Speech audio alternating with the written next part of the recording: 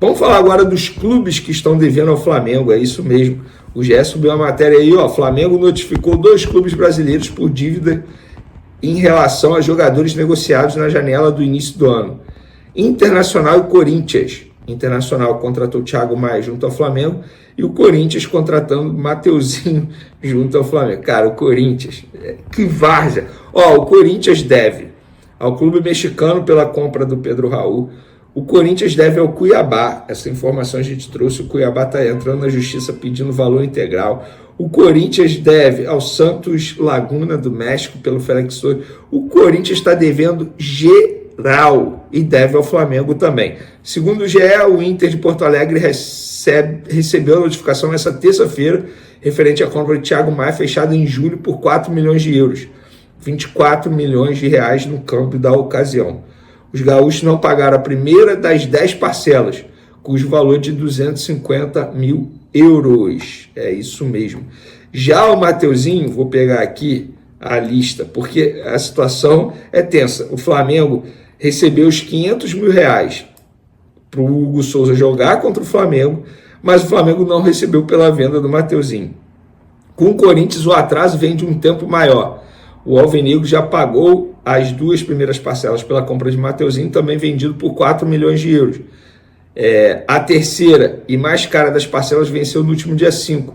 O valor a ser amortizado é de 8 milhões de reais. Depois disso, o Corinthians teria de pagar mais 2 parcelas, ambas avaliadas em cerca de 2 milhões e meio de reais. Por tal atraso, o Corinthians foi notificado pela terceira vez. Cara, isso é assustador e o Corinthians está anunciando vários reforços. Isso é muito estranho, cara, de verdade. É o que eu falo. Precisa ter fair play no futebol brasileiro, cara. Não dá. O Cuiabá tá desesperado tentando receber do Corinthians, lembrando que o Corinthians briga com o Cuiabá para não ser rebaixado para a Série B. O Cuiabá vendeu o jogador e não recebe, tá vendo o Corinthians anunciar jogador atrás de jogador. Gente, isso é um absurdo. Eu já cansei de falar sobre isso aqui, mas não tem jeito.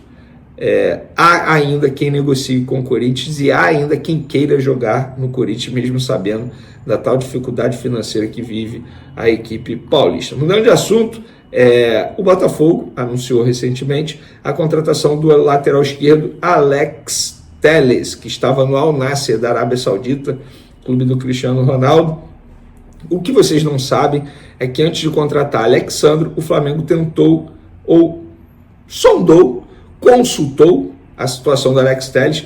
Na ocasião, o Flamengo não deu continuidade ou não avançou na negociação porque dependia da rescisão de contrato do Alex Telles com o Al Nassr.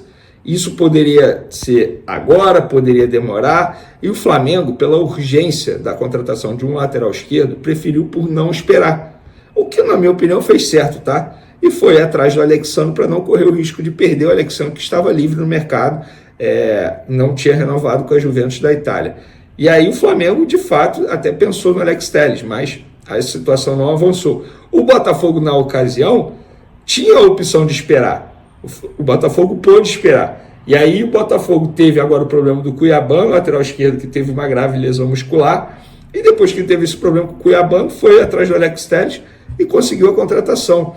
Então, fica esse bastidor, digamos assim. E por falar em Botafogo, gente, a verdade precisa ser dita, tá? Hoje o Flamengo não tem mais o melhor elenco do futebol brasileiro.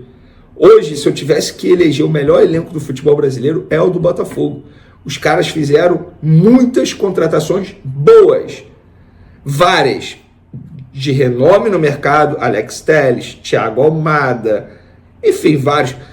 Só que tem jogadores que eles contrataram que tem que parabenizar o scout deles, e é uma cobrança que eu faço ao Flamengo. O Flamengo vai sempre no óbvio. Vamos parar e analisar, o Claudinho já conseguiu 2 renovações de contrato em cima do Flamengo. O Wendel, também do Zenit, já conseguiu 2 renovações de contrato em cima do Flamengo. São sempre os mesmos nomes especulados no Flamengo. Essa é a verdade. Não tem um scout para analisar, por exemplo, e contratar um Igor Jesus, um atacante que está voando no Botafogo, que estava lá, entre aspas, esquecido no mundo árabe. Esse tipo de cobrança que eu faço à diretoria, à análise, ao departamento de scout do Flamengo para mapear mercado.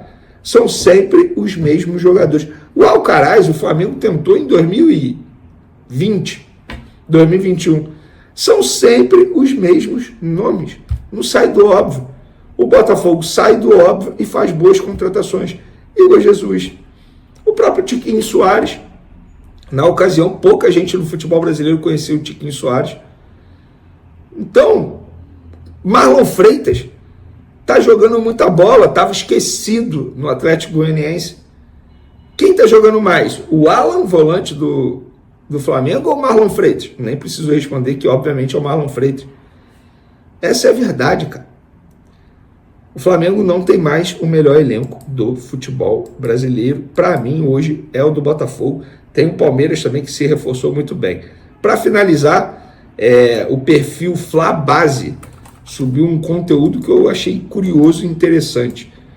8 jogadores do Flamengo foram negociados para o futebol português só nessa janela.